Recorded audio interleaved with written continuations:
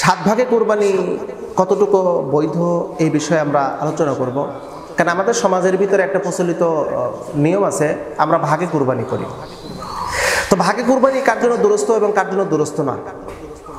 এখন একটা বিষয় খুব পরিষ্কার যে আমরা যে ভাগে কোরবানি করি এটা কতটুকু সুন্নাহ মোতাবেক আমরা যদি এই হাদিসের যদি একটু পর্যালোচনা করি, তাহলে সাত ভাগে কোরবানি আমরা যারা করি অধিকাংশ ব্যক্তির কোরবানি হয় না। তার কারণ কোরবানি সাত ভাগে না হওয়ার কারণ অনেকগুলো কারণ উল্লেখিত। প্রথমত কারণ হলো আমাদের সমাজের ভিতরে যেই ত্রুটিগুলো হয়ে থাকে, আমরা একই পরিবারের ভিতরে, যদিও সাত ভাগের কোরবানির বিধানটা এভাবে আসছে যে একই পরিবারের ভিতরে সাতজন ব্যক্তি একসাথে মিশ্রণ হয়ে কোরবানি করতে হবে, এক পরিবারের সাতজন। এটা কিন্তু হাদিসের বিধান। হাদিসের নিয়ম হলো একই পরিবারের সাতজন ব্যক্তি একটা পশু কোরবানি করতে পারবে। এটা কিন্তু হাদিসের উসুল থেকে বা হাদিসের সরাসরি ব্যাখ্যা বিশ্লেষণ থেকে আমরা কিন্তু এটা বুঝতে পেরেছি, একই পরিবার থেকে একই পরিবারের সাতজন ব্যক্তি একটা পশু কোরবানি করতে পারবে। কিন্তু আমাদের সমাজের ভিতরে যেটা হচ্ছে, সাত পরিবার, দেখা যাচ্ছে সাত পরিবার থেকে সাতজন, সাত পরিবারের সাতজন কিন্তু আমরা কোরবানি করতেছি। তো এ ব্যাপারে আপনারা অবশ্যই অবহিত হওয়ার চেষ্টা করবেন যে আমাদের কোরবানিটা আদৌ ঠিক হচ্ছে কি না। কারণ সাত পরিবার, হাদিসে আসছে এক পরিবারের সাতজন, কিন্তু আমরা সাত পরিবার থেকে সাতজন। এবার সবচেয়ে বড় মূল বিষয় হলো যে আমরা এই সাতজন কোরবানি যখন করি, দেখা যাচ্ছে এর মধ্যে একজন নামাজি, একজন বেনামাজি, একজন সুদখোর, একজন ঘুষখোর, একজন চোর, একজন দুর্নীতিবাজ। হ্যাঁ, এরকমভাবে আমরা সাত শ্রেণীর ব্যক্তি আমরা একটা পশু ক্রয় করে আমরা কোরবানি করতেছি। তো এখানে ইন্টারেস্টিং বিষয় হলো একটা পশু আমরা কিন্তু মানুষ সাতজন এবং সাত কোয়ালিটি, একজন নামাজি, একজন বেনামাজি, একজন চোর, একজন সুদখোর, একজন ঘুষখোর, একজন দুর্নীতিবাজ। এইভাবে যে আমরা কোরবানি করতেছি, আমাদের কোরবানিটা কি সঠিক হচ্ছে? আপনি নামাজি কোরবানি করতেছেন একজন সুদখোরের সাথে, আপনি নামাজি কোরবানি করতেছেন একটা ঘুষখোরের সাথে, একজন নামাজি বেনামাজির সাথে কোরবানি করতেছেন। খুব সেন্সিটিভ বিষয়, কারণ আল্লাহর ইবাদত, আল্লাহ সুবহানাহু ওয়া তাআলা চান আল্লাহর ইবাদতগুলো আমাদের সঠিকভাবে জানা দরকার। ইবাদত সম্পর্কে, নিয়মাবলী সম্পর্কে আগে জানতে হবে। প্রত্যেকটা ইবাদতের এলেম অর্জন করা কিন্তু ফরজ। আল্লাহ পাকের ফরজ ইবাদতের এলেম সম্পর্কে জানা কিন্তু ফরজ। এই বিষয়টা আমাদের জানা মহা জরুরি। এখন আমরা যে সাত ভাগে কোরবানি দিই, কারা কোরবানি দিই দেখেন, একটু লক্ষ্য করে দেখেন।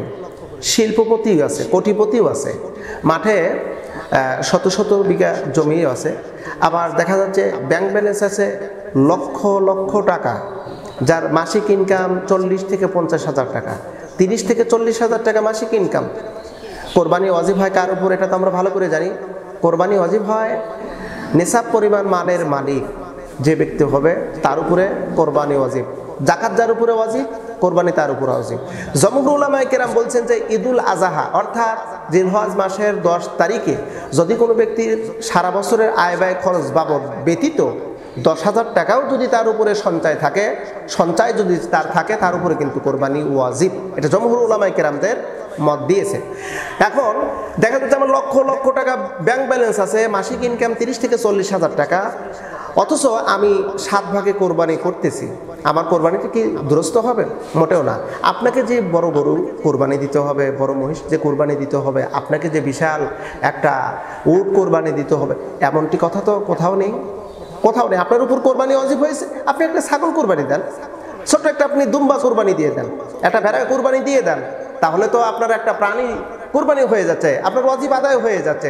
এবং এটা হলো সাচ্চা এবং একদম সহি, এর ভিতরে কোনো প্রকারের সন্দেহ নাই। আপনি কতটুকু সঠিক আছেন এইটার উপরেই কোরবানি কবুল হবে।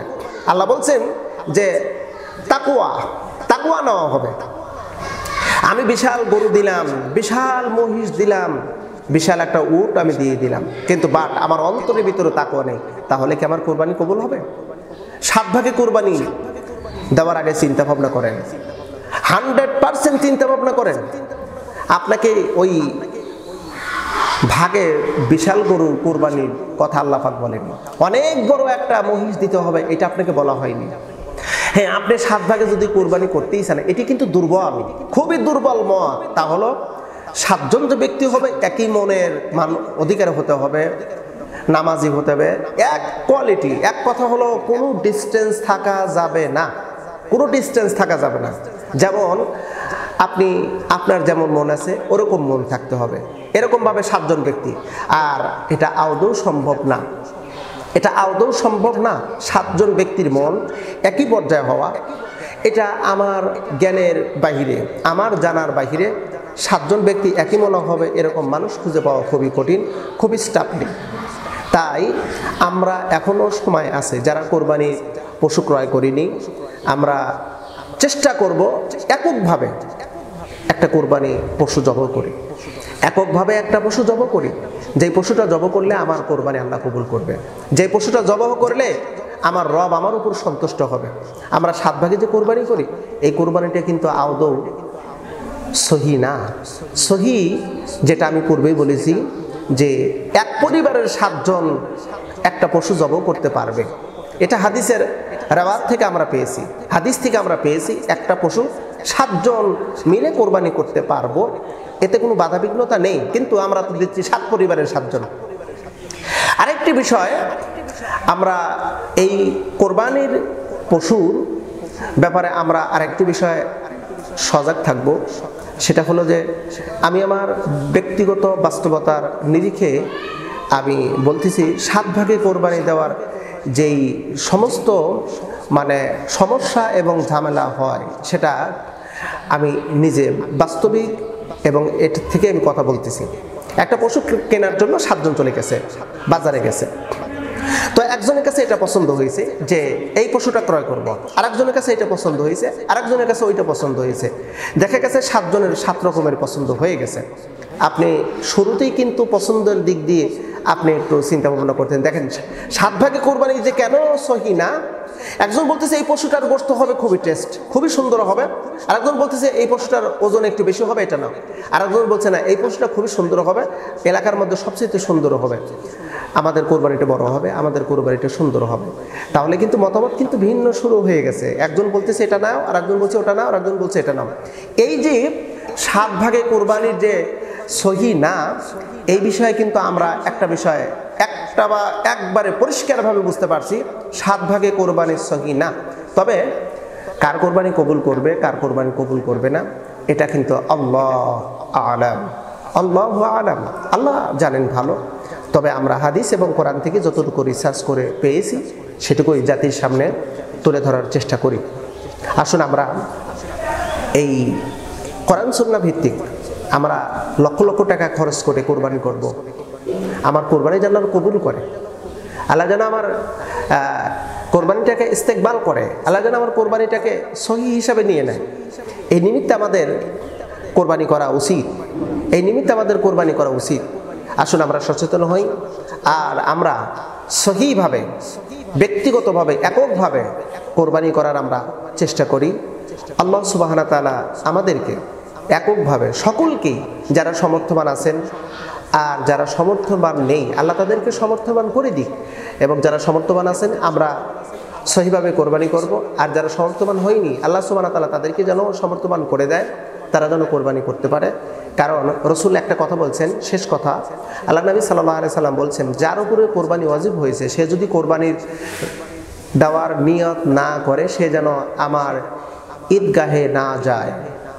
রসুল বলেছেন, কত বড় মারাত্মক কথা বলছে, হিসাব করেছেন? রসুল বলেছেন যার উপরে কোরবানি ওয়াজিব হয়েছে সে যদি কোরবানি দেওয়ার নিয়ত না করে, কোরবানি দেওয়ার নিয়ত করেনি, সে যেন ঈদগাহে না যায়।